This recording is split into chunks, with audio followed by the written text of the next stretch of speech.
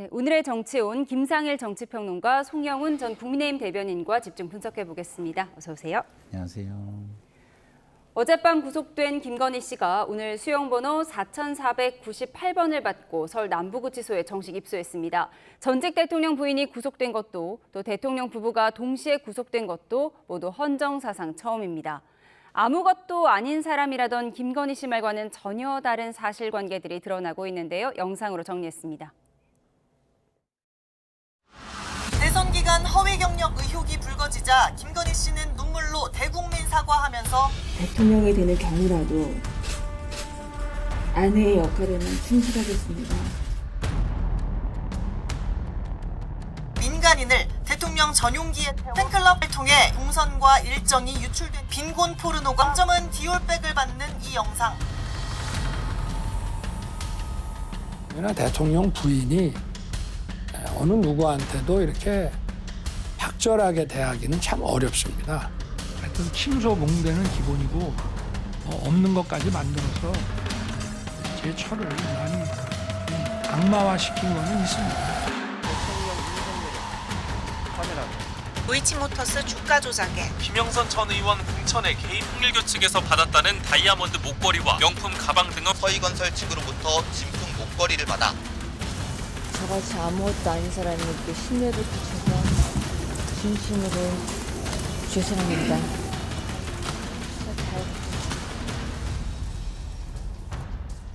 V0로 불리던 실세 영부인은 결국 구속 피의자로 법의 심판을 기다리게 됐습니다.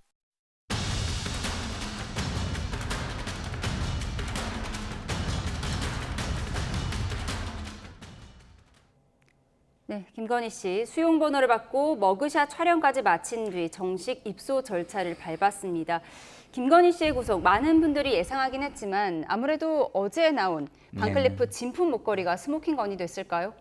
그렇죠. 그게 뭐 기본적으로 혐의에 들어가 있지는 않지만 예. 스모킹 건이 됐던 것은 전반적인 상황을 설명해주는 결정적인 뭐랄까요 주요 논거가 됐다라고 해야 될까요? 그러니까 그동안에 했던 이야기들이 다 이런 식의 거짓말일 수 있다라는 거를 보여준 예. 그런 물건이 된 거예요. 그러니까 혐의에 포함되는 건 아니어도 다른 혐의들에도 이런 같은 논거, 같은 논리가 적용될 것이다라는 심증을 굳힌 그런 증거가 됐다. 결정적인 증거, 스모킹건이 됐다. 이렇게 얘기를 할 수 있을 것 같고요. 아니 아무것도 아닌 사람이 왜 그렇게 대단한 권력가처럼 여기저기 선물도 받고 관여도 하고 이러셔가지고 이렇게 국민들을 피곤하게 하시는지 정말 저는 모르겠다는 생각이 듭니다. 예, 말씀하신 것처럼 영장 청구서에는 이 목걸이 관련 혐의가 빠져 있었기 때문에 허를 찔렸다. 김건희 씨 측의 변호인들도 허를 찔렸다 이런 얘기가 있더라고요. 이게 검찰 측에서의 히든 카드였을까요? 그래 보이죠. 사실 엄밀히 말하면은 구속영장 청구 사유에 포함되어 있지는 않았기 때문에 별건이긴 합니다. 그래서 영장 전담 판사도 그 부분에 대한 상세한 언급은 제지시켰다고도 알려지고 있죠. 그러나 어쨌든 서희건설 회장의 자수서가 제출이 됐고 그리고 목걸이 진품까지 현출이 된 상태입니다. 그리고 법관이 구속 전 피의자 신문에서 피의자 본인에게 물어보는 것은 항상 중요합니다. 직접 물어봤다고 하잖아요. 목걸이 받은 적이 있냐. 예. 그러니까 누구한테요? 라고 답을 했다고 하고 그리고 또 누구한테든 이라고 하니까 받은 적 없습니다. 예. 라고 했다는데 그러면은 법관이 보는 앞에서 피의자가 대놓고 거짓말을 한 것이 돼요. 그 순간 아마 구속영장 발부 쪽으로 저는 영장 전담 판사가 마음을 굳혔으리라고 봅니다. 예. 그런데 허를 찔린 김건희 씨 측의 변호인은 큰일 났네, 큰일이다 이런 말만 반복했다고 합니다. 그렇다면 김건희 씨 측에서 변호인에게도 솔직히 얘기하지 않은 걸까요? 그래서 이 부분에 대해서 좀 짚어볼 부분이 있는데요.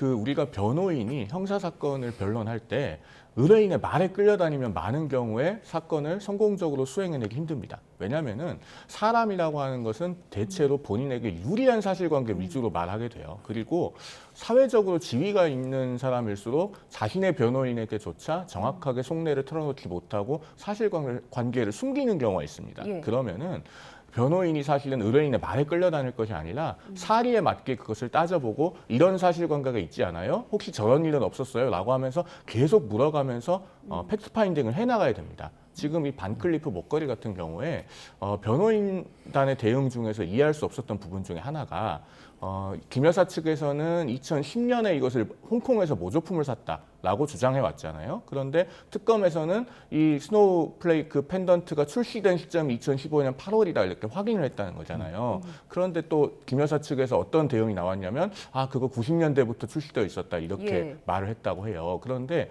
그런 고가의 보석 브랜드들은 해마다 신상이 나오면서 조금씩 업데이트가 됩니다. 그러니까 특검에서는 정확한 모델을 제시하고 그 시점을 특정받았을 거예요. 그러면 그런 가능성까지 생각해 봤을 때 90년대에도 나왔다. 그러니까 2010년에 홍콩에서 모조품을 사올 수 있다. 이런 류의 대응은 사실 변호인이 하기에 저는 적절하지 않았다고 생각합니다. 이렇게 본인의 의뢰인에게 끌려다녔기 때문에 어떻게 보면 허를 찔린다고 하는 상황까지 왔던 것이 아닌가 이렇게 보여지네요. 의뢰인인 김건희 씨가 다 솔직하게 말하지 않았을 수도 있지만 변호인의 변호에도 패착이 있었다고 정리를 해주셨습니다. 잠시만요. 속보를 먼저 전해드리고 대담 이어가겠습니다. 신임 금융감독원장에 이재명 대통령의 사법연수원 동기인 이찬진 변호사가 내정됐다는 속보가 들어왔습니다.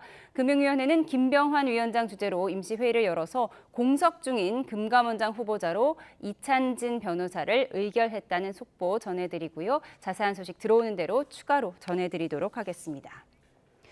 네, 김건희 씨 어제 최후 변론에서 이런 얘기를 했다고 합니다. 결혼 전 문제까지 언급돼서 속상하다. 그리고 화무 11홍이라는 말도 언급했다고 합니다. 어떤 심정에서 마지막으로 이런 말을 뱉었을까요? 글쎄요, 이제 저는 그 얘기를 들으면서 이게 당신들이 지금 하는 일도 오래가지 못하고 역전이 될 수 있어. 이런 일종의 뭐랄까요? 협박? 저는 그렇게 들리더라고요. 다른 분들은 어떻게 들으셨는지 모르겠지만. 그러니까 왜냐하면 자기 죄를 인정하는 분이 이렇게 얘기를 하면 일단 참회처럼 들리잖아요. 그다음에 회한처럼 들리고. 근데 자기 잘못을 전혀 인정하지 않는 사람이 하는 말이라는 거를 전제하고 들으니까 이게 오히려 재판관이나 검사들한테 당신들도 얼마 못 가. 이렇게 얘기하는 것처럼 저는 오히려 들렸어요. 그러니까 아무것도 아닌 사람이 아닌 거예요, 아직도. 참 그렇기 때문에 변호인들도 좀 전에 끌려다녀서는 안 된다고 했는데 끌려다니는 게 아니라 어쩔 도리가 없지 않았을까. 제가 아는 변호인들은 변호할 때 이 스토리를 구성해야 되잖아요. 구성해야 되면은 단편적인 얘기를 들으면 그 구성을 위해서 전제 사실부터 전부 다를 써야 됩니다. 그러면 그 전제 사실들을 다 물어볼 수밖에 없어요. 근데 그 물어봤을 때 제대로 답을 안 해줬다는 뜻이거든요. 그러면 답을 제대로 안 해주는 사람에게 그걸 끌려다녔다고 말할 수 있는 것인지 아니면은 어떻게 해볼 도리가 없었다고 이야기를 해야 할 것인지 잘 모르겠지만 윤석열, 김건희 두 사람의 특성으로 보면 끌려다녔다기보단 어찌할 도리가 없었다. 저는 이렇게 보는 게 맞지 않을까 싶습니다. 변호인들도 어쩔 도리가 없었을 것이다. 정치권에서는 김건희 씨 같은 의뢰인이 변호사 입장에서 가장 힘들 수 있다. 이런 분석도 나오더라고요. 윤석열 전 대통령 부부 동시 구속, 정치권에서 어떤 반응을 보이고 있을지 녹취 들어보시죠.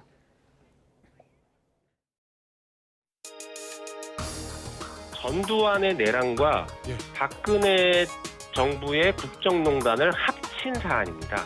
내란은 윤석열이 저질렀던 것이고요.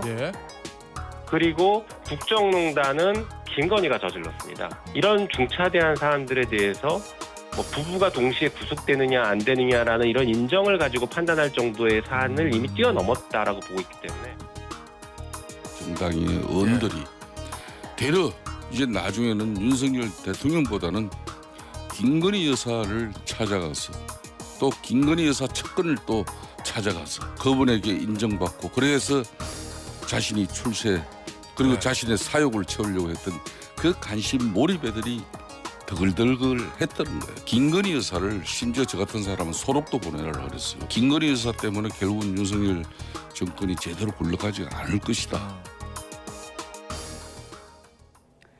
네, 김성태 전 국민의힘 의원은 김건희 리스크가 커질 것 같아서 심지어 김 씨를 소록도로 보내달라고 말했다. 이런 얘기도 있습니다. 물론 비유적인 표현이겠지만 그만큼 리스크가 컸다, 이것을 예견할 수 있었다는 의미 같아요. 그런 것을 미리 지적하고 경고한 분들이 많이 있었죠. 사실은 대선 과정에서도 이 김 여사 리스크를 지적했던 인물이 있었는데 사실은 대선 캠프에서 상당히 밀려난 일도 있었습니다. 뭐 제가 누구라고 특정하지는 않겠습니다만. 그리고 2023년 12월에는 동아일보의 그 이기홍 대기자가 그런 김영 칼럼을 쓰지 않았습니까? 김 여사는 관저에서 나가서 사과로 가서 근신해야 된다, 이런 칼럼을 썼었고, 2024년 1월에는 한동훈 당시 비대위원장이 그 명품 가방 문제에 관해서 국민 눈높이에 맞지 않다, 사실상 사과가 필요하다는 의견을 개진했다가 쫓겨날 뻔했습니다. 그리고 2024년 2월에는 당시 국민의힘 김웅 의원이 김건희 여사를 해외로 보내야 된다, 이렇게 또 공개적으로 의견을 개진하기도 했었어요. 그러니까 사전에 경고하고 대안을 내놓은 분들은 많이 있었습니다. 참 어쩌다가 여기까지 오게 되었는가 통탄을 금할 수 없고, 그러나 늦었지만은 도려낼 건 다 도려내고 새로 시작해야 됩니다. 바닥에 폐기물을 매립해 놓은 상태에서 그 위에 새로운 집을 지을 수는 없는 거거든요. 고통스럽지만은 도려내는 시간이 필요하지 않나 생각합니다. 예, 김건희 리스크를 우려했던 사람들은 많이 있었다. 그러고 보니까 뭐 눈에 넣어도 안 아플 후배라고 했던 한동훈 전 대표와 윤 전 대통령 갈등이 시작된 것도 바로 김건희 리스크가 아니었나 싶은데요.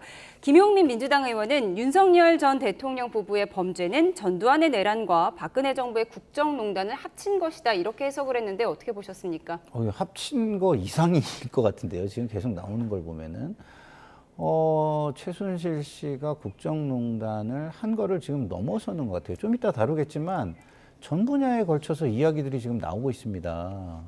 그리고 그 수준이 최순실 씨를 넘어서고요. 그리고 대통령은 사실상 불법 계엄을 했고, 그거는 뭐 전두환의 내란에 뭐 형이 확정되는 순간 뭐 버금가는 것이기 때문에 형만 확정된다면 그것을 뭐 넘어서는 정도의 수준이 아닐까. 더더군다나 또 시대가 다르잖아요. 이 시대에 상상하기 어려운, 그 시대에는 상상할 수 있어도 이 시대에는 상상할 수 없는 일을 또 벌인 거 아니겠습니까? 그 정도로 본다면 김용민 의원의 평가는 뭐 국민들이 일반적으로 평가할 수 있는 수준의 평가다라고 저는 그렇게 사료됩니다. 예, 시대상의 변화를 고려한다면 전두환 박근혜 정부를 능가하는 것이다라는 개인 의견을 주셨는데요. 김건희 의혹 규명의 핵심은 김 씨를 향한 여러 청탁들을 밝혀내는 것일 텐데요. 아직 실물은 확인되지 않은 보증서와 상자만 나온 명품 시계 5천만 원 상당의 바쉐론 콘스탄틴 시계를 김건희 씨에게 사다 줬다는 사업가의 증언도 나왔는데요. 민주당 김병주 의원의 새로운 의혹 제기까지 직접 들어보시죠. 우리 윤 대통령이 매력 있는 게 바보온달 같은 그런 거 있잖아. 영부인에 대한 사랑이. 난 그런 면에서 대통령을 사랑해. I love you 윤석열이야. 그 시계를 제가 김건희에게 전달한 장본인이다. 저부터라도 어떤 대가성이나 뇌물이 있다면 처벌받아야 한다. 근데 아마도 그럴 일은 없을 거다. 특혜는 없었어도 나름 대통령 취임식을 참석할 수 있었고 명절 때 받은 대통령 선물은 저에게는 그래도 감사한 일이었다. 믿을 만한 제보에 따르면 로봇계 특혜 의혹은 대통령 경호처에만 국한된 게 아니었습니다. 국군 방첩사령부도 로봇계를 도입한 것으로 파악됐습니다. 로봇계가 계단조차 자유로이 오르내릴 수 없어 애물단지로 전략했다고 합니다. 사실이라면 경호처도 모자라 방첩사까지 김건희의 개판에 놀아난 겁니까? 네, 앞서 시계 구매자 사업가 서모 씨의 인터뷰는 개인 유튜브에서 발췌된 내용임을 알려드립니다. 네, 시계를 산 것과 비슷한 시기에 이 사업가가 대통령 경호실에 로봇 경호견을 빌려주는 계약을 따냈는데 특검은 이 시계도 그런 대가성이 있는 것이다, 이렇게 추정하고 있는 거죠. 그런 의심을 갖지 않을 수 없는 상황이 됐어요. 왜냐하면은 김건희 씨는 대통령 배우자이던 시절에 본인의 수족처럼 부렸다고 평가할 수 있는 행정관들이 있었습니다. 그러면은 고가의 명품 시계를 구매하기 위해서 본인이 가기가 어렵다면은 그 행정관들이 사실 심부름을 할 수 있었죠. 그런데 엉뚱한 사업가가 대리구매를 한다. 이것부터가 자연스럽지 않은 겁니다. 예. 그리고 영부인이라는 이유로 할인을 받았다는 이야기도 있는데 사실 그렇게 할인을 받으면 그 자체로 청탁금지법 위반 소지가 있거든요. 그리고 대통령실로부터 따낸 수의계약의 규모가 1,800만 원 정도밖에 안 되기 때문에 시계 가격보다 오히려 훨씬 저렴하지 않냐라고 생각할 수도 있지만은 우리나라에서 대통령실에 어떤 물건이 들어갔다고 하는 것은 그 자체로 홍보 효과가 대단히 크기 때문에 아주 유용한 사업 기회가 됩니다. 그러면은 충분히 부정한 청탁의 소지는 있거든요. 그렇다고 하면은 이 부분을 규명을 해야 될 것이고 더더군다나 저 서모 씨의 말로는 그 시계 구매 대금을 김건희 씨로부터 일부 받았지만 예. 또 한편으로는 나머지는 다른 제3자로부터 받았다. 그리고 그 제3자가 누구인지는 특검에서 밝혔다. 이렇게 이야기를 하고 있는 상황입니다. 그렇다면 역시나 그 제3자가 누구냐에 따라서 뇌물죄가 성립할 가능성이 있어요. 철저한 수사가 필요해 보입니다. 그러니까 금액을 보면 시계가 지금 5천만 원이 넘지만 VIP 할인을 받아서 3,500만 원에 샀고 그래서 일단 이 서모 씨가 구매를 했다는 거예요. 그리고 이 중 500만 원을 김건희 씨에게 받았다고 합니다. 그러니까 지금 3천만 원을 받지 못했거나 제3자에게 받았다 이런 내용인 거죠? 그렇죠. 예, 김병주 의원은 방첩사도 이 로봇계 경호견을 네. 도입을 했다라고 오늘 의혹을 제기를 네. 했습니다. 그래서 국방비리까지 갈 수 있다는 건데 네. 물론 이 방첩사에 도입된 로봇계가 이 서모 씨 사업과 관련된 것인지는 아직 확인되지 않은 거예요. 어떻게 보셨어요? 의혹이 사실이라면 저는 이제 이게 갑자기 린다 김 사건이 떠오르더라고요. 린다 김은 그 국방장관에게 연애 편지를 주고 받으면서 사실 국방장관까지 좌지우지하고 그랬었잖아요. 그래서 대통령을 좌지우지하면서 이런 거를 했나? 야, 이렇게 되면은 이거는 뭐 방산비리부터 시작해가지고 뭐 어디까지 갈 것인가라는 생각이 들어서 아까 제가 이전 질문에 이거는 모든 죄들이 확정된다면 과거의 그 두 사건을 합친 그 이상이다. 예. 이런 말씀을 제가 드렸던 것인데 진짜 국방은요. 제가 재정을 오래 다뤄서 그렇지만 말씀하신 대로 두 가지 측면이 있어요.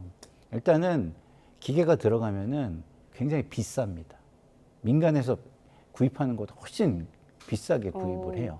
그리고 일단 들어가면은 말씀하신 대로 그것이 품질 인정이나 공신력 확보가 되기 때문에 그렇죠. 이 공공 분야의 조달 사업은요. 공신력 있는 레코드가 어마어마하게 중요합니다. 그게 없으면 아예 입찰에 참여하지도 못해요. 근데 대통령실이 이거를 1,800만 원이지만 만약에 그것을 입찰 내지는 뭐 이렇게 수의 계약을 해줬다면 나머지의 군 입찰과 관련해서 어마어마한 위치를 점하게 되는 것입니다. 그런 측면에서 볼 때 커다란 사업 기회를 얻었을 수도 있겠다. 그리고 이게 거대한 방산비리로 번졌을 수도 있겠다. 이런 생각이 듭니다. 그래서 이런 것들이 다 일어나기 전에 대통령 탄핵이 된 것은 우리나라 국가 미래를 위해서 정말로 다행한 일이다라는 생각마저 드는 그런 의혹이었습니다. 예. 저렇게 서모 씨 책상에 다리를 올려놓고 방송하는 모습이 조금 낯선데요. 어떤 연관으로, 어떤 인연으로 김 여사와 이런 관계를 맺었는지 좀 궁금해집니다. 그런데 이 목걸이 의혹, 그라프 목걸이 의혹과 마찬가지로 지금 실물이 발견되지 않은 상황이잖아요. 그럼 법 적용은 어떻게 되는 거죠? 실물이 확보되지 않았다고 해서 기소가 불가능하다거나 혐의 입증이 아예 불가능한 것은 아닙니다. 그러니까 언제 어떻게 구매해서 어떻게 어떤 시점에 전달을 했는지 이것에 관해서 진술이 대단히 일관성이 있고 그것이 신빙성이 있다면은 처벌할 수는 있어요. 다만 우리가 불법 정치자금 사건에서 흔히 보듯이 그 진술이 일관되지 않거나 혹은 시점이나 전달 방법 등에 있어서 자꾸 바뀌거나 모순점이 있으면은 그만큼 유죄 판결이 나오기는 힘들어질 수 있습니다. 그렇기 때문에 특검에서는 최대한 실물을 확보를 하고 나아가서 언제 이것을 어떻게 돌려받았는지에 관한 진술까지 확보하려고 노력을 할 것 같습니다. 그 서희건설에서 자수서를 제출했다고 하는 반클리프 앤 아펠 목걸이 돌려받은 시점이 계엄 전이라고 하지 않습니까? 2024년 가을 무렵에 돌려받았다고 알려지고 있는데 그렇다면은 그 당시에 전국은 한창 김건희 특검법이 재발이 되고 여권에서 이탈표가 나오면은 혹시라도 통과돼서 김건희 씨가 본인이 수사받을 수 있는 가능성을 예상할 수 있었던 시점이에요. 마찬가지로 이 시계도 그런 무렵에 비슷한 배경으로 혹시 돌려주지 않았나라고 하는 의구심을 가지기에 충분한 상황으로 보입니다. 앞으로 특검이 적극적으로 좀 진실을 규명해주기 바랍니다. 예, 쏟아지고 있는 명품 관련 의혹을 짚어봤습니다. 다음 주제를 살펴보겠습니다. 민주당은 조국 전 대표와 윤미향 전 의원 등 특별 사면 이후에 여론 추이를 주목하고 있습니다. 야권은 이에 대한 항의 차원에서 이재명 대통령의 취임식 성격의 국민 임명식에 참석하지 않기로 했는데요. 민주당에서는 여론이 나쁘지 않다는 목소리가 나오는데 야권의 목소리까지 이어서 듣고 오시죠. 실제로 그 상당수의 또 국민들께서 그 가족들까지 사실상 도륙되다시피 한 그런 전 정권의 탄압에 대해서 이미 충분한 대가를 치렀다. 그렇기 때문에 여론이 이번 사면이 매우 부적절했다, 나쁘다, 이런 쪽의 여론은 그렇게 많지 않은 것 같습니다. 물론 비판은 많이 하는 걸 듣고 있지만은 전반적으로 그것이 우리 국정의 지지율을 아주 떨어뜨릴 정도로 그렇게 나쁜 이런 여론은 아니다. 더불어민주당 지도부는 원톤 원보이스로 그냥 누가 더 세게, 누가 더 명징하게 얘기를 하냐. 제일 잘하는 사람이 이제 대표가 됐으니까 그럼 대통령 취임한 지 3달도 안 됐는데 저거보다 이제 자기 생각하게 되는 거죠. 여기에 옆에 학교에서 정학 먹고 있던 전교 1등짜리를 갖다 이 학교로 지금 데리고 와서 이제 전학을 시키려고 하는 거예요. 지금 일단은 저 정학 풀었고. 오히려 정청래 대표를 좀 견제하는 수단이 될 수 있군요. 스스로 폭주하지 않도록. 그거 아닌가? 저 뇌피셜입니다, 그냥. 네, 조국 전 대표 사면을 두고 많은 국민이 공감하고 있다. 전현희 의원은 국정 지지율을 하락시킬 정도로 여론이 나쁘지 않다라고 얘기했는데요. 정말 민주당 분위기가 그렇습니까? 국정 지지율을 하락시키지 않을 정도로 나쁘지 않다라는 판단을 하는 이유는 딱 하나입니다. 국민의힘이 더 안 좋은 상황을 계속 연출하고 있기 때문이에요.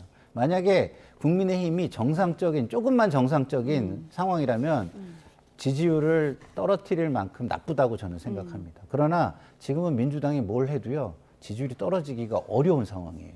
정청래 대표가 국회에서 아무리 입법 독주를 하든 뭘 하든 떨어지기가 어려운 상황입니다. 조응천 전 의원이 분석을 저는 본인의 뇌피셜이지만 잘 했다라고 보는 게, 자, 강성 지지층의 어떤 갈등, 그리고 분노, 그 갈등에 대한 분노, 이것을 자양분으로 대표가 됐잖아요.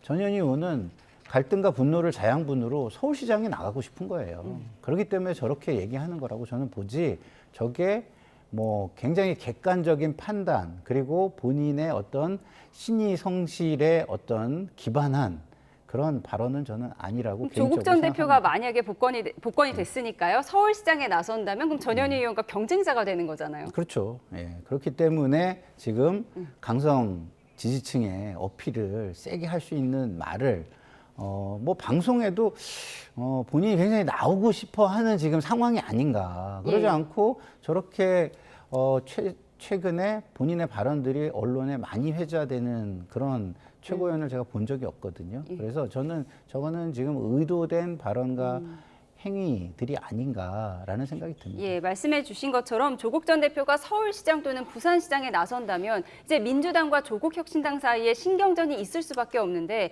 이재명 대통령이 이걸 모를 리가 없고 다만 정청래 대표를 견제하기 위한 방법이었을 것이다라는 분석이 지금 조응천 전 의원이 했는데 이 부분은 어떻게 보세요? 사면 복권을, 특히나 특별 사면을 그런 정치공학적인 수단으로 활용해서는 안 되죠. 조국 전 장관이 어떤 사람입니까? 입시비리 사범이자 권력형 비리라고 할 수 있는 유재수 감찰무마 사건으로도 유죄 확정 판결을 받은 인물입니다. 그런 입시비리 사범을 특별 사면에 복권까지 해주는 것은 결국에는 우리 국민 대다수에게 크나큰 박탈감을 주는 거예요. 더더군다나 5년 동안 이른바 조국 사태라고 하는 것이 우리나라를 뒤덮다시피 한 그런 큰 논란을 일으킨 사건 아니겠습니까? 지금 조국 전 장관이 앞으로 복권돼서 돌아오면은 어떤 선거에 출마할 것인가 이것을 예상하고 논해야 되는 것 자체가 저는 대단히 불편하고 역시나 그렇게 불편하게 느끼시는 국민들이 대단히 많을 것으로 생각합니다. 특히 그 지난 7일에 조국혁신당의 황운하 의원이 우리 YTN 라디오에 출연해서 지방선거는 출마하지 않을 것이고 보궐선거는 가능성이 있다. 그렇게 이야기했는데 그러면 조국 전 장관이 국회의원 보궐선거에 출마해서 당선이 되면 불체포 특권, 면책 특권 향유하게 되는 것 아니겠습니까? 사면의 복권까지 되고 다시 국회의원이 돼서 그런 특권까지 향유하게 된다면은 과연 평균적인 국민들께서 이것을 어떻게 바라보실지 이재명 정권과 민주당과 나아가서 조국 혁신당까지 범여권이 이 문제는 대단히 엄중하게 여겨야 됩니다. 예. 항의 차원에서 국민의힘과 개혁신당은 이제 광복절 국민 임명식에도 참석하지 않는다고 하는데요.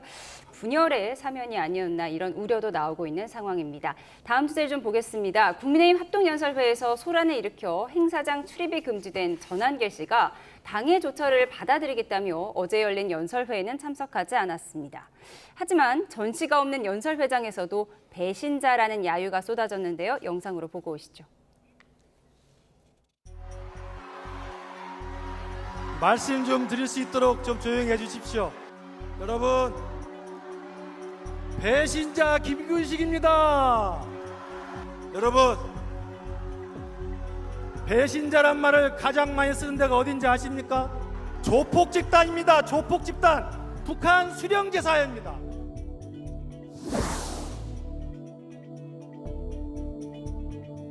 전한길이 무슨 정치 깡패입니까?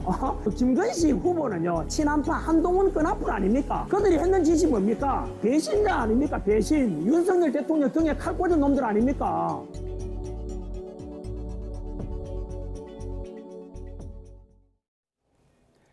네, 지난 8일 대구 경북 연설회에서 배신자 구호를 외치며 소란을 일으킨 전한길 씨.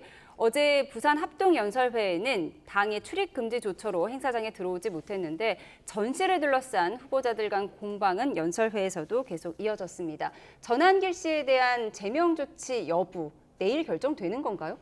내일 결정 안 되겠죠. 왜냐하면 지금 전체적인 국민의힘의 흐름이 저는 지금 헌재에서 내란과 헌정질서 파괴 행위로 파면된 대통령의 어떤 기본적인 생각과 동조하는 흐름으로 저는 가고 있다고 보거든요. 그러니까 위헌 정당의 길을 지금 가고 있는 거예요. 그리고 전한길 씨가 거기에 기수가 돼서 지금 엄청나게 선동을 하고 사람들을 끌고 가고 있는 그런 상황이라고 봅니다. 그러면요, 저는 감히 개인적으로 좀 과한 표현이지만 정말 국민의힘에서 계엄과 관련해서 그리고 탄핵과 관련해서 다른 뜻을 가진 사람들을 배신자라고 전한길 씨가 부를 수 있다라고 한다면 저는 감히 김한길 씨는 반역자라고 부르고 싶어요. 전한길 씨. 네, 전한길 씨는 네? 반역자라고 부르고 싶어요. 왜냐하면 본인이 느끼는 그대로 얘기하면 그럴 것이지만 제가 그 내란을 경험하고 그런 걸 본다면 그때의 불법 계엄은 국가와 국민과 역사의 반역입니다. 근데 저렇게 쉽게 막 배신자 이렇게 부른다. 그리고 그 국민의힘을 위헌 정당의 길로 끌고 간다. 그러면은요, 저는 전한길 씨는 뭐 과한 표현이지만 똑같이 과한 표현으로 돌려드린다면 반역자라고 부르고 싶다. 이런 반역자라는 얘기까지 나왔고 지금 전한길의 난이라는 얘기까지 나오고 있습니다. 이렇게 국민의힘 전당대회가 이 전한길 소용돌이에 빠졌다는 분석이 나오는 가운데 오늘 국민의힘 당사를 김건희 특검이 압수수색했어요. 그런데 이 전당대회 때문에 지금 의원들 대부분이 대전에 내려가 있는 상황이잖아요. 네, 오늘 충청 호남 지역 합동연설회가 대전에서 개최가 되고 그렇기 때문에 많은 의원들이 의원회관과 여의도를 떠나 있는 상태에서 지금 저 압수수색 영장 집행에 착수가 되었습니다. 그런데 과연 당원 명부를 통째로 가져가려고 하는 것이 온당한 형태의 압수수색인가 여기에 대해서는 좀 의문을 제기하지 않을 수 없습니다. 그리고 그런 형태의 압수수색을 해서 과연 이른바 통일교 입당 의혹을 제대로 규명할 수 있는가 여기에 대해서도 좀 의문이 있어요. 자, 대선 경선이 있던 2021년 한 해에 그 중앙선관위에서 매년 발간하는 정당의 활동 개황 및 회계보고라는 자료를 통해서 계산을 해보면 그 한 해에 국민의힘 당원은 책임 당원과 당비 안 내는 당원까지 포함해서 58만 명이 늘어났습니다. 그러니까 어디선가로부터 뭐 입당을 조직적으로 했을 수도 있겠지만은 그렇지 않은 분들이 훨씬 많기 때문에 그걸 구분하기 쉽지 않아요. 그리고 그 같은 해에 민주당은 당원이 얼마나 늘어났냐면 79만 9천 명이 늘어났어요. 이게 우리나라 정당의 현실입니다. 사실 2023년 기준으로 우리나라 전체 인구 대비 갓난 아기부터 노인까지 다 해서 21.6%가 당적을 갖고 있어요. 예. 이분들 이중 당적이 아니라면. 그래서 민주당은 당원이 512만 9천 명, 국민의힘은 444만 9천 명입니다. 그러면은 이 500만 가까운 당원의 당원 명부를 특검이 다 가져가서 그러면 통일교 교인과 하나하나 다 대조해 봅니까? 그럼 만약에 겹치는 사람이 나왔다고 하더라도 그 사람들이 특정한 사람의 지시에 의해서 입당했다라고 하는 것을 한 사람 한 사람 다 조사해서 확인을 해야 되는데 과연 그런 형태의 입증이 가능하겠는가? 라는 생각이 들고 결국 이 문제는 우리나라 정당의 현실을 직시해야 됩니다. 사실 비정상적으로 당원이 많고 매집된 당원, 동원된 당원, 이중당적 이런 것들이 많이 존재하는 것이 현실이에요. 인구 5천만 명인 나라에서 1,000만 명이 당원인 것이 사실 정상이 아닙니다. 이런 부분을 정당 개혁을 통해서 풀어가려고 해야지 이걸 특검이 당원 명부를 통째로 가져가서 무엇이 해결될 수 있겠는가 하는 개인적인 의문이 있습니다. 예, 오늘 김건희 특검이 국민의힘 당사를 압수수색하고 있고요. 당원 명부를 한꺼번에 가져간 것 자체가 좀 어불성설이 될 수 있다라는 지적까지 들어봤습니다. 지금까지 정치온 김상일 정치평론가, 송영훈 전 국민의힘 대변인과 함께했습니다. 고맙습니다.